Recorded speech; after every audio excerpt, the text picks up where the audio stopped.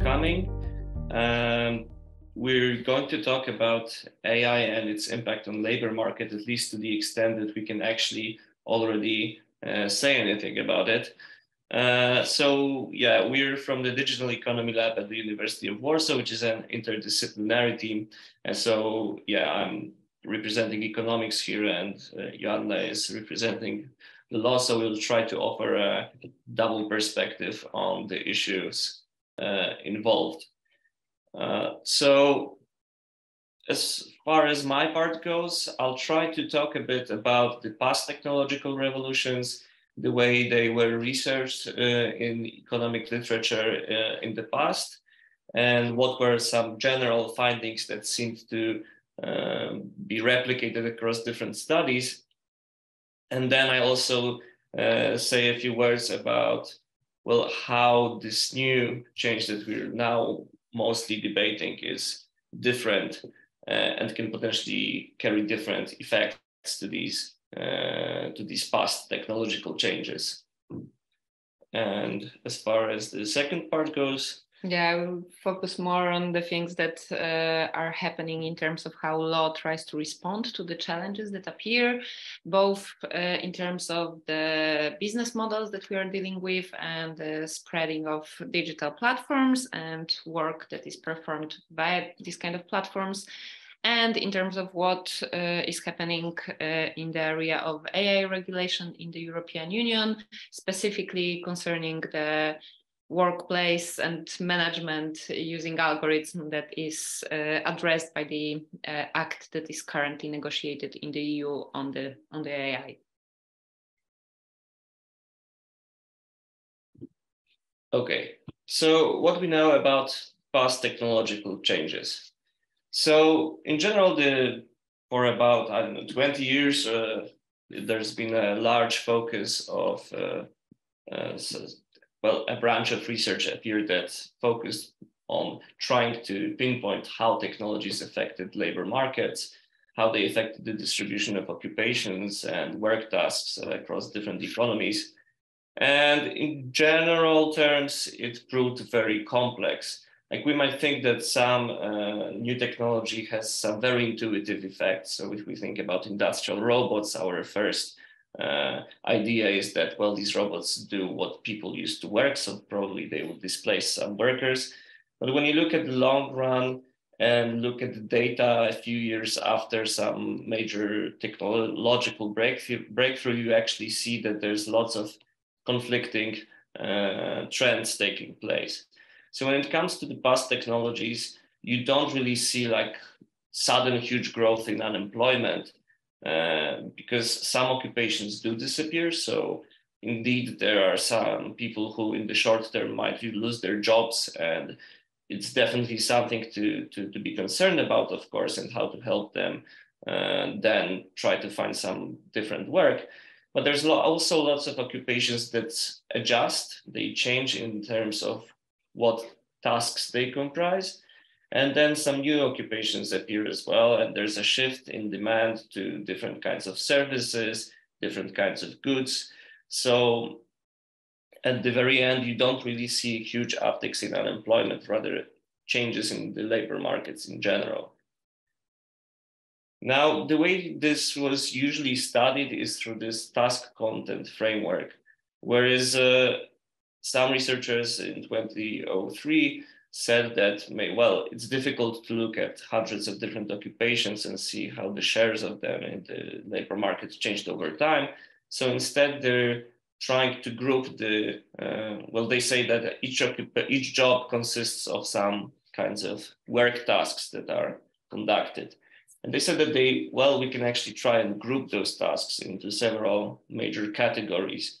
And these categories are non-routine analytic tasks, so creative abstract tasks, non-routine interpersonal, so those involving interacting with other people, non-routine manuals, so physical jobs, but that are not very repetitive, routine cognitive, and routine manual. And in principle, this framework has been used in different contexts, in different regions, with mostly the same findings, which is that the share of the non-routine tasks has been steadily growing over time, while the share of the tasks that were routine, so repetitive and more prone to automatization, was declining over the same period of time. So this is sort of a story that goes through tens of years before, and essentially it considers most of the technological changes that took place over that time, whether we talk about computerization or robots. It was mostly about replacing the tasks that were, well, codifiable, let's say.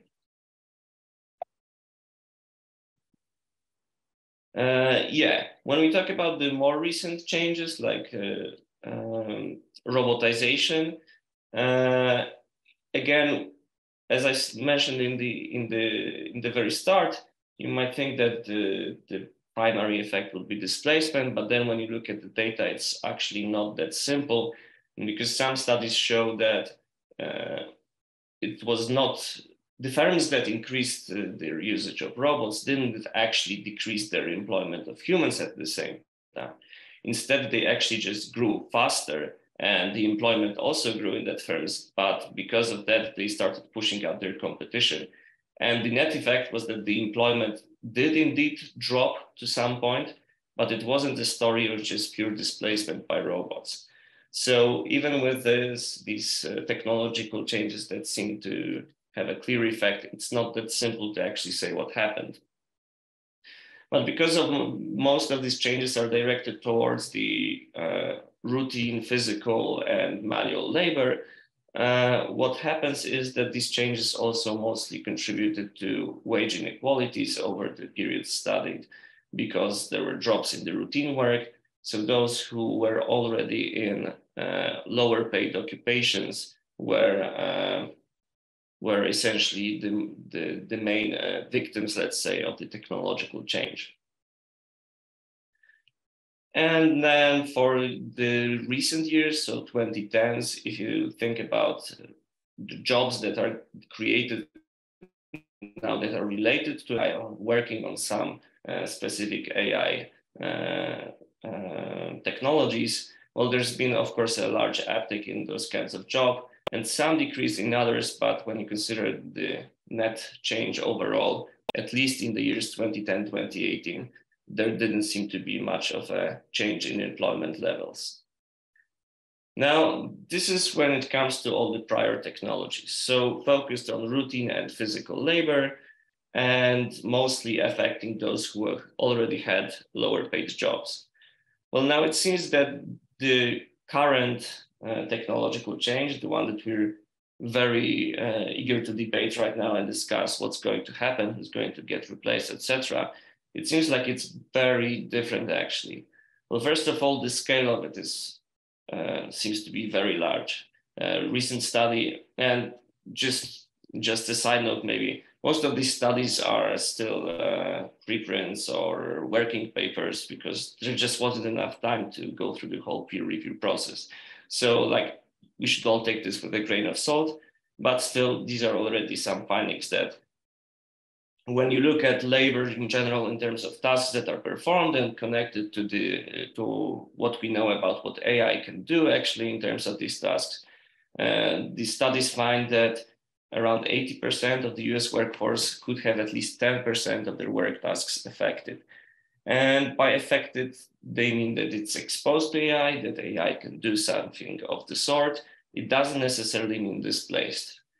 And also approximately 19% of workers may see at least 50% of their tasks impacted, which seems like a huge deal, that a lot of workers actually can have some relationship with the ongoing changes. Then the next change is that, well, these recent changes, like the large language models of the ChatGPT sort, seem to affect entirely different occupations than the previous technological changes. So there was this study by Felten et al. From 2021, which seems like a very long time ago now, about exposure to AI. And they considered all available AI solutions at that point. And at the left, you can see the top 20 occupations that are exposed to the AI. And then 2 years later, they updated the methodology and instead focused only on what is exposed to the large language models. And you can see that at the very top, you see entirely different occupations, and mostly ones in as post-secondary teachers. But again, this is exposure, not necessarily displacement. So this is something to think about, but not necessarily to worry about. Yeah, and when it comes to the types of jobs affected, this again comes from the study. They essentially try to see what kind of work and what kind of workers are most exposed to these changes. So first of all, it seems that the exposure is higher in occupations that require some creative abilities. So this is entirely different to what we had before, like the routine manual instead of non-routine. So creative abilities are obviously considered a non-routine component of jobs. And then you can also see that it's actually the higher paid occupations that are most exposed to this generative AI. Whether you talk about language modeling or image generation, these higher paid jobs are the ones that have more tasks that can be in some way at least also performed with the use of AI. And since these are different jobs, these are also, of course, different people. So if you think about who is affected most, you will see that actually the jobs that are almost entirely male dominated are least exposed to these technological changes, and the ones that have that are at least to some extent female dominated are actually a bit more exposed to these new advances. And it also differs in terms of education, whereas previously you would say that the occupations that are lower skilled were mostly affected. Now it's mostly the ones that require higher levels of educations. So those who have, you would say, that high skilled occupations. Yeah, so you can already see that, well, when it comes to this current technological change, it's not really easy to compare it with what's been going on for the past tens of years. And we still require, well, we don't have the data on labor markets so far to try and identify what changes, what changed, what shifts, what were the net effects on employment. What some studies already try to do is look at productivity gains in some specific contexts. There's quite a few of these studies. They are not peer reviewed yet, but they essentially follow similar designs that you take a bunch of people, you give some AI tool to half of them and you don't give the tool to the other half. And then you check how it affected their work or some task that you give them. And you assess whether they did it quicker or better or both.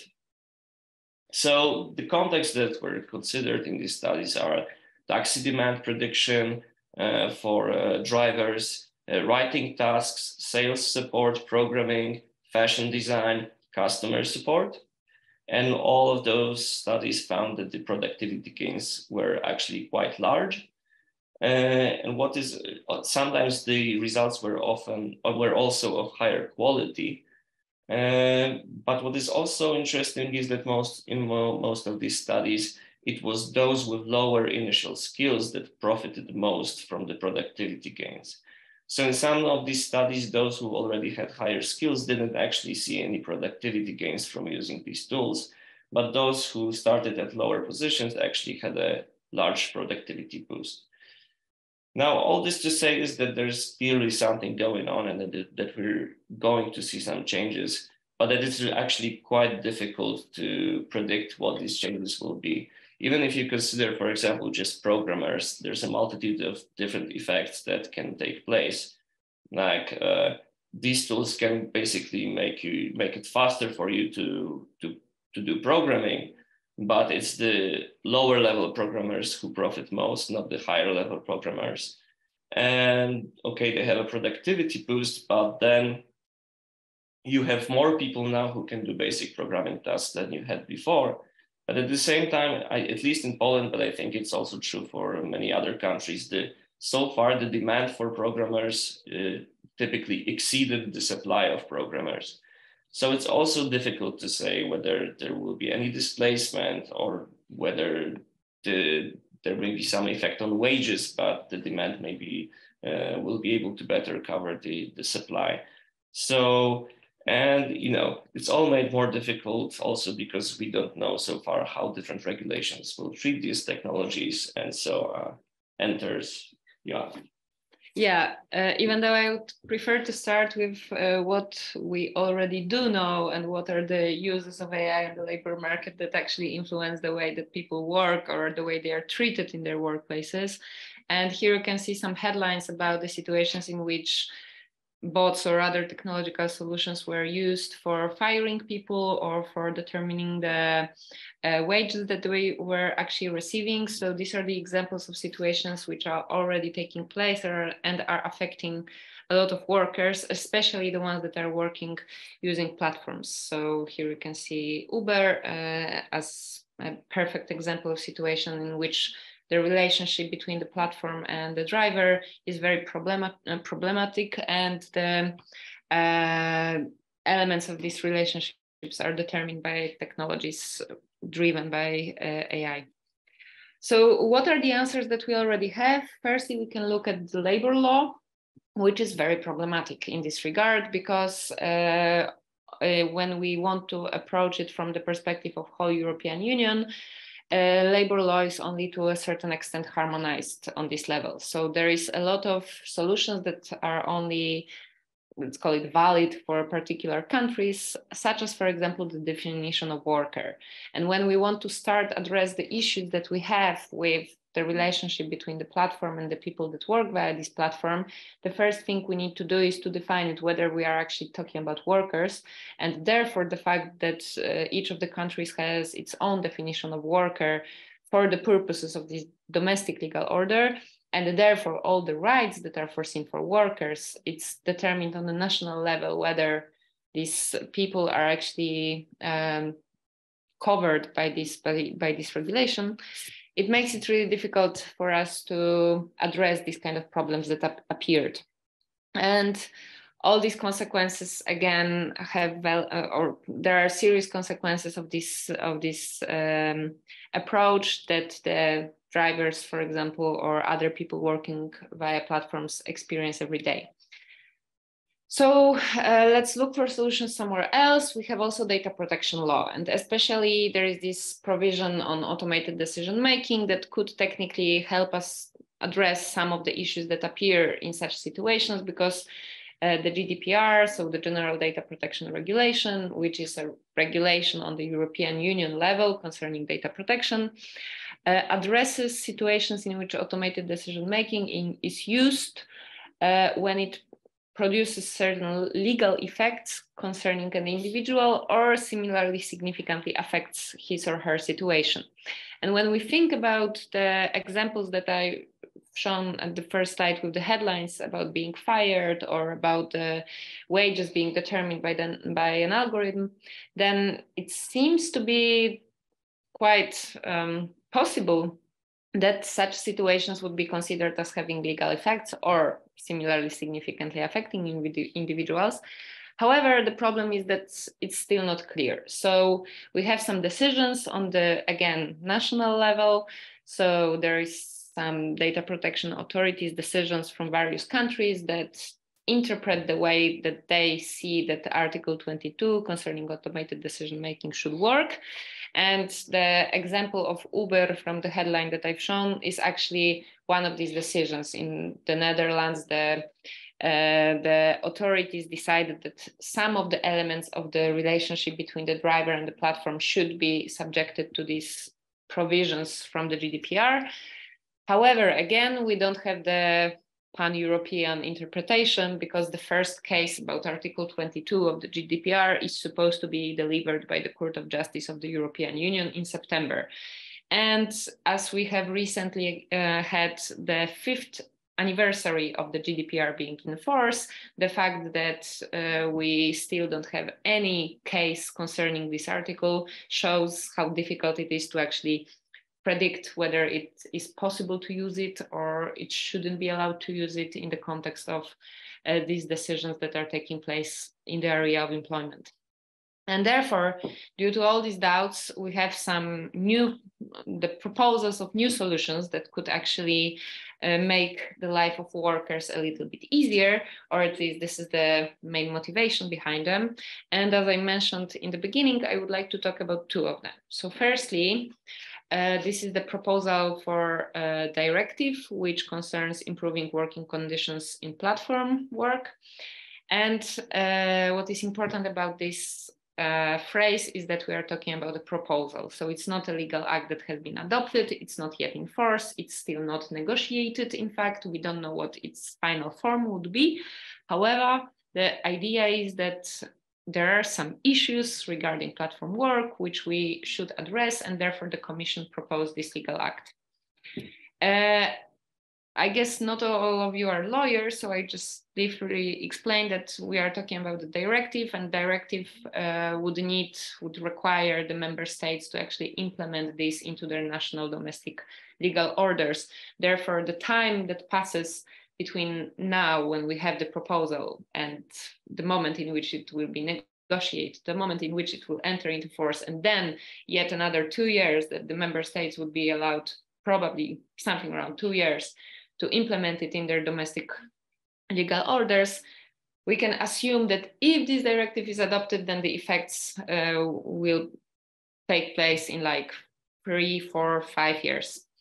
However, without all this pessimism, or just put it aside, there are 3 main goals that the directive has. So firstly, it's about ensuring that people that work through platforms will be guaranteed certain rights if their relationship with a platform actually is a relationship of an employment. Then the second goal is about fairness, transparency, and accountability in algorithmic management. And then the third one is mostly about the enforcement and effectiveness of enforcement.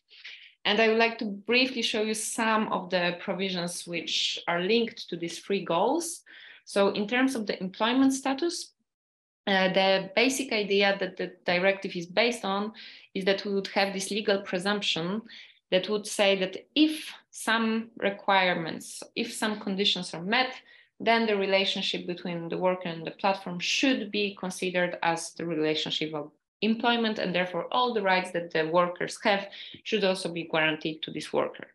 And now, what are these conditions? The directive enumerates 5 of them, and we would need only 2 to be fulfilled in order for the relationship to be considered as work relationship, as employment relationship. So firstly, we have this, I will not go through all of them, you can see them on the slide, but I want to just underscore some of them. So the first one, which is about the determining or setting the limits for the level of remuneration. So basically, if the platform decides how much you're going to earn, then this is the sign that it has control over the way you work, which should be considered as a factor determining the fact that this is the employment relationship. And then another example in letter C, you can see supervising the performance of work or verifying the quality of the results of the work, including by electronic means. So I guess all the rating systems that are in place in platform work could fit into this description. And therefore, for example, when we think about Uber, I guess these 2 conditions would actually be met, and therefore the relationship between the drivers and the platform should be considered as the relationship of employment. Of course, there is a lot of issues linked to this problem. For example, the fact that, again, all the member states have different solutions in terms of like the types of contracts and what is recognized as work and so on. And actually, there might be situations in which it is against the driver's interest to be recognized as workers. However, there are also some provisions in the directive that actually allow for changing this presumption. However, they make the presumption the rule, and then you can refer to the exceptions if you believe that your situation does not fit this presumption. Okay, so the second goal, which I mentioned, it was fairness, transparency, and accountability in algorithmic management.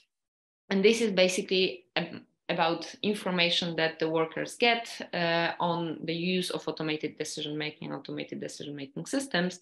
And as you can see here, it's mostly about informing the workers that actually such systems are used, but also about the parameters that are used in such systems and grounds for decisions that are made using such systems.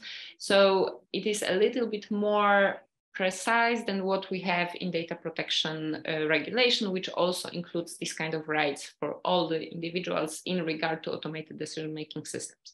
Here, it's similar, like in terms of the conceptual framework of these rights. However, it's much more detailed, which would make it easier in terms of the way, like the fact that we need to wait for the interpretation of provisions so many years. When we have them much more detailed and much more straightforward, it would be easier to actually enforce these rights. And also, similarly to the safeguards that are foreseen in data protection law, which often refer to safeguards such as, for example, human intervention or human review. Here again, we would have like direct solution that refers to the necessity to ensure that such human review of decisions taken in automated way would be accessible for the workers that work via platforms. Finally, the third goal, which is about the enforcement, and this is mostly, I believe, to address the problem that the authorities have, meaning they often don't know actually what is, like, how many people work through platforms, what are the conditions on which they work. As they don't have information, it's more difficult to make any kind of evidence-based policy making. And therefore the enforcement goal, one of the measures that are to be introduced in order to achieve it, is to ensure that authorities would be given access to information on the way that, or the number of people that actually work using platforms and so on. So informing the state about what is happening. Okay, so this was about the directive. And as I said, unfortunately, only a proposal. It will take some time. If it's adopted, then still it's going to take years. And now the other also proposal, so the AI Act, Artificial Intelligence Act, which is much farther in this way of being negotiated and so on, because the version that we have now is already after the amendments that were introduced by the European Parliament. And it is predicted that maybe even this year it will be adopted, and therefore, like, the chances and the pace with which these provisions would actually enter into force are much higher than in the directive concerning working by platforms. So this AI Act is not specifically about labor market. It is not supposed to address any challenges that Wojciech described in his part of the presentation. However, it still is gonna affect the way that AI can be implemented in workplace, and therefore, to a certain extent, mitigate the risks connected to AI. And the thing that you see on the slide is a novelty, an amendment implemented by the European Parliament that added to the uses of AI that should be prohibited, the placing on the market, putting into service, or use of AI systems to infer emotions of a natural person in the areas of, and what you can see is, workplace and education institutions. So basically, in the category of uses of AI that are to be prohibited, we have at least one use of AI that actually takes place in workplace that, according to AI Act, should be prohibited. And then another category of uses of AI that the AI Act distinguishes is high risk uses of AI. So it's not risks, it's not uses of AI that are to be prohibited. It's about uses of AI that are considered as high risk, and therefore they should be subject to much higher requirements regarding, for example, the quality of data that is used to develop such algorithm, or the access to the way that these solutions are created for authorities to check whether, for example, there is no discriminatory treatment, and so on and so on. And these high risks uses of AI that are subjected to these higher requirements are enumerated in one of the annexes to AI regulation. And among these areas that within which uses could be perceived as high risk, we have employment, workers management, and access to self-employment. So basically the whole area is defined as potentially the uses of AI in there could be regarded as high risk, but the particular examples of the systems that for now should be considered as high risk include systems that are intended to be used for recruitment or selection of natural persons, notably for placing targeted job advertisements, screening or filtering applications, evaluating candidates in the course of interviews or tests. And these we can make a reference here to the situation, which I think it was Amazon that implemented this algorithm to screen CVs, and after not very long time, they discovered that all the candidates that were proposed by the algorithm were male. And even though it was technically not supposed to be an important variable, algorithm quickly learned that if somebody had in their CV, for example, woman soccer player, then probably it's not going to be a perfect match for Amazon. And the high risk defined here is actually to address this type of problems and challenges that may appear and to not allow this kind of discrimination to take place.